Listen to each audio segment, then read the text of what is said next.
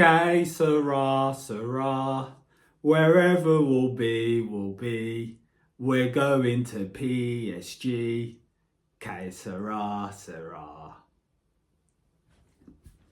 Hello and welcome to the match reaction for Aston Villa 3, Club Brugge 0, 6-1 on aggregate in the round of 16 of the Champions League. Before we get into this one, if you could subscribe as well. There's a lot of you watching that are not subscribed, so please subscribe.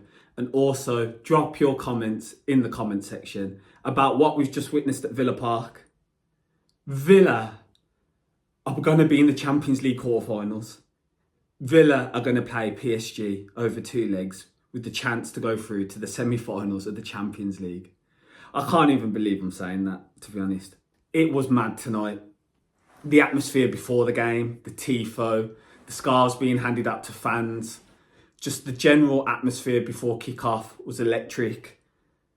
Everyone was up for it, but the performance first half didn't quite match the expectation of how we thought Villa would play. And we'll get into that because you can look at it from both sides, I think. Firstly, you can look at it through Unai's side. He would have been happy with the limited amount of chances created from Brugge. There were some big moments that happened in that first half, which we'll get into. But they had 0.12 XG. We had 0.12 XG. We weren't good on the ball at all. But it was 0-0 at half time, which before the game, if you'd said that, you'd have taken it. But the second half absolutely blitzed them and blew them away. It was a real game of two halves for Villa.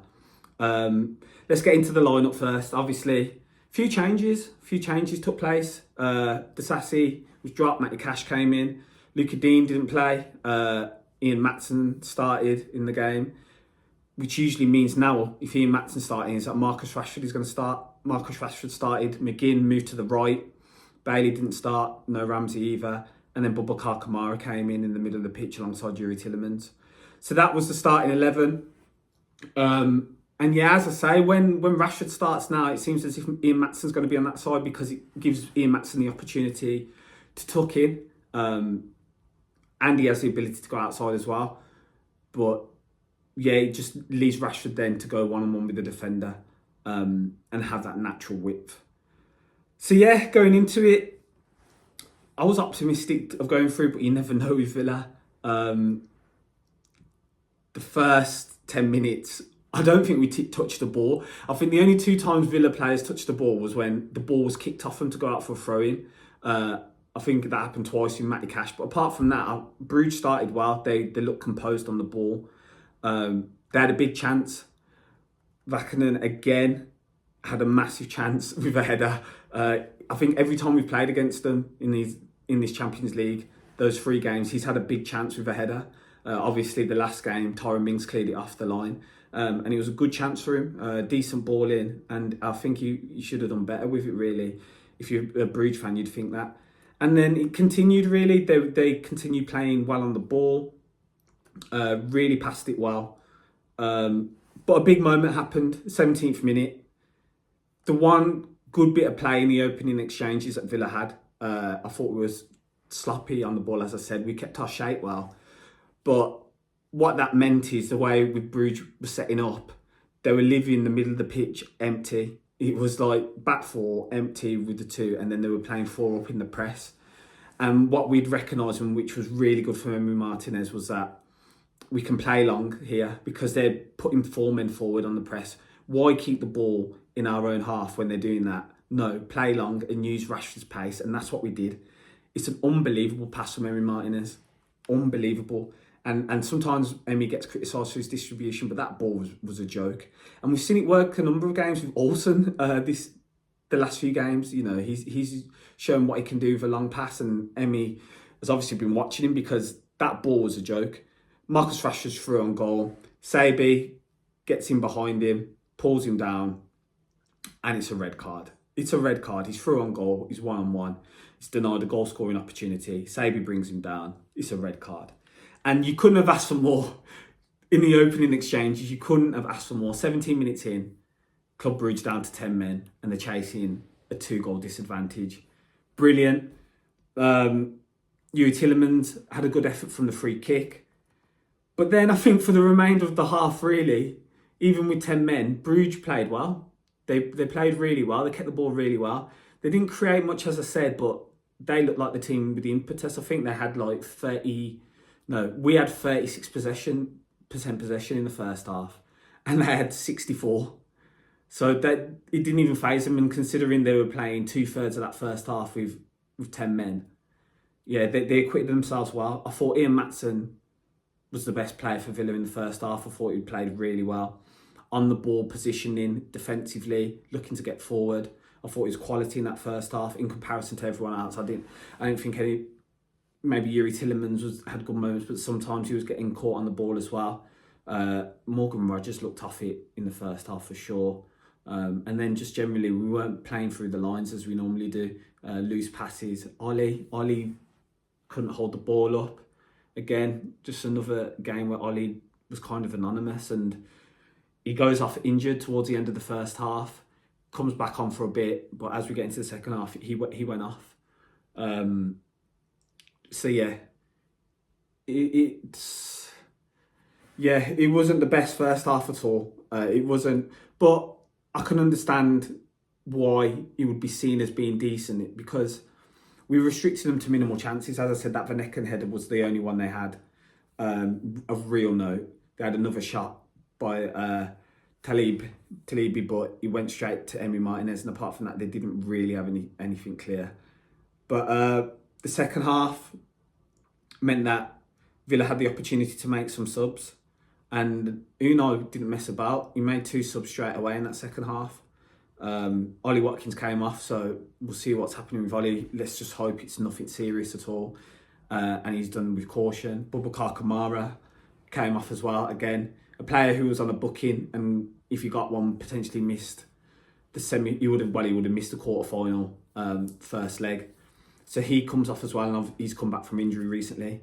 Along comes Marco Asensio, and also, was it Leon Bailey? Was it that one? Yeah, and Leon Bailey as well, yeah.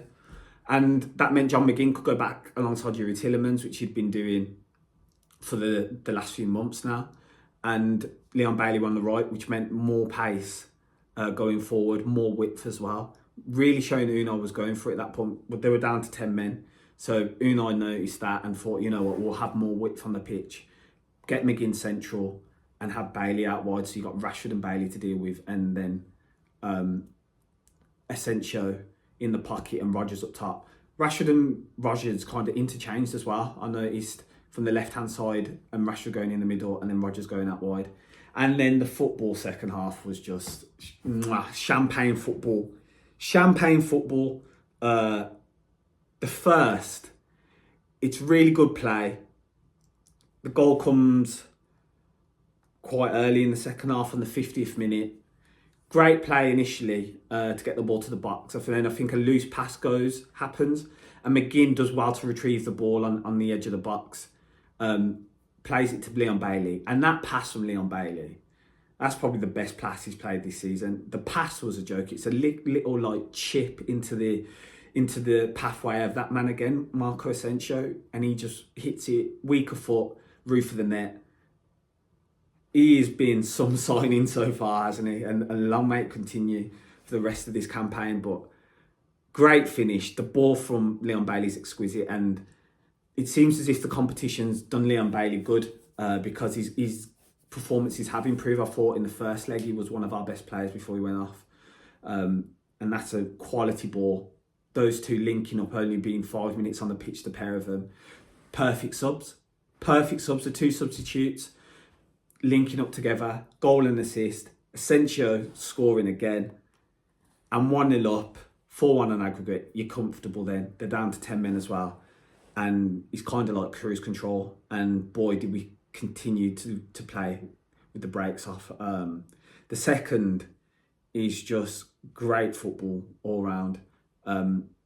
With the ball ending up to Morgan Rogers, who didn't have the best of games, but that one element of playing trickily, the drag back to pull it into Maatsen's pass, beautiful, just so good. So good. And Maatsen being in that area, in the 6-yard box virtually, hits the defender and goes in, but I think it was going on target. And I think Maatsen deserved that goal, to be honest, because as I said, I think he was the best player first half, and he continued that through the second half. And he was my man of the match personally. I thought Maatsen was quality today.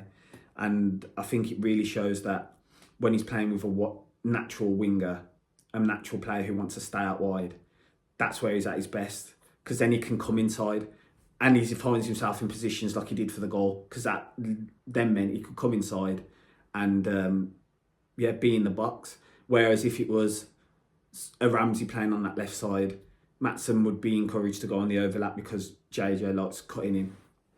So 2-0 and cruising. We were cruising so much, I never thought I'd hear the songs and chants of John Carew, Gabriel Bonlahor, Salifu, Juan Pablo, Paul McGrath, Nathan Baker I even heard, and a few others. Like, the atmosphere was absolute cruise. Songs were being sung, people were enjoying. What more could you want on a round of 16 game in the Champions League in the second leg? I have to laugh, man, because it's just mad. It's mad. Carrying on, the football continued to flow. It kind of got into the mode where it felt like a training match, because obviously Brugge were knackered. They've been chasing the ball. They put a lot into that first half as well, I thought, on the ball as well. The passing and the shapes and the movement they were making was really good first half. And if they did continue with 11, it would have been a much tougher task for sure. But we get the third, and it's a blitz, 11 minutes blitz really, isn't it? The first scored on 50 and the third comes on the 61st. And again, it's great football.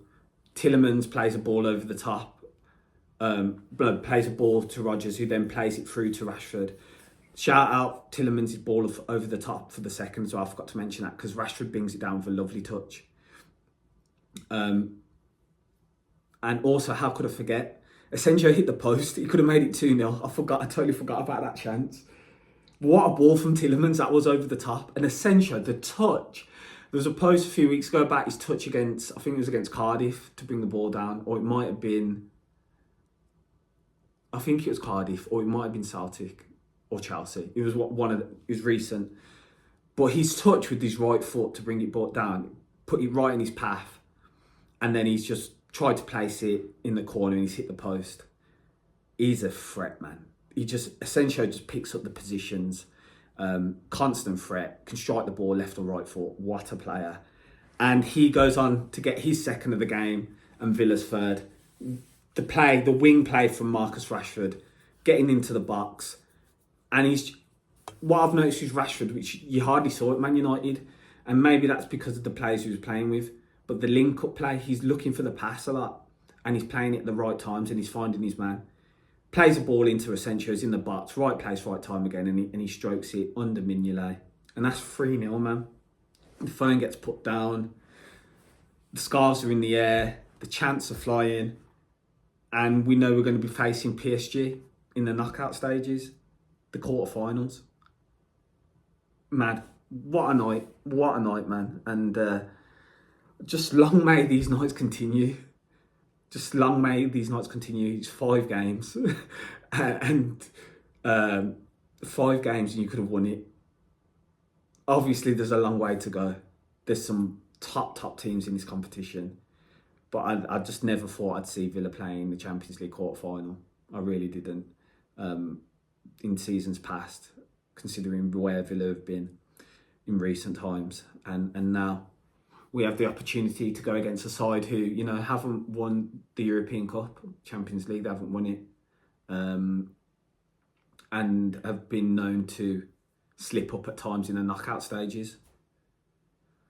So yeah, I'm just, kind of speechless, over the moon.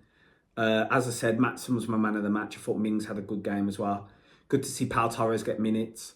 Yuri Tillemans was quality on the ball, especially second half. John McGinn went back to the centre and he looked like John McGinn again. I think him not playing off the right for a while, he's kind of forgotten, because he felt out of position in the first half. But second half, when he was moved back into where he's been playing the last few months, he was outstanding. Marcus Rashford, unbelievable at times. And Marco Asensio, incredible player. Incredible player. And what a loan signing that is looking like. Oh, brilliant, man. Brilliant. Anyway, thank you for watching. We're going to do a pod tomorrow, me and my bro, going in more detail about the game. But this was just a quick match reaction. I had to jump on. As always, if you could like, subscribe and comment your thoughts and feelings about what we witnessed tonight and Villa being in the quarterfinals of the Champions League. Thank you again and see you on the next one. Up the Villa.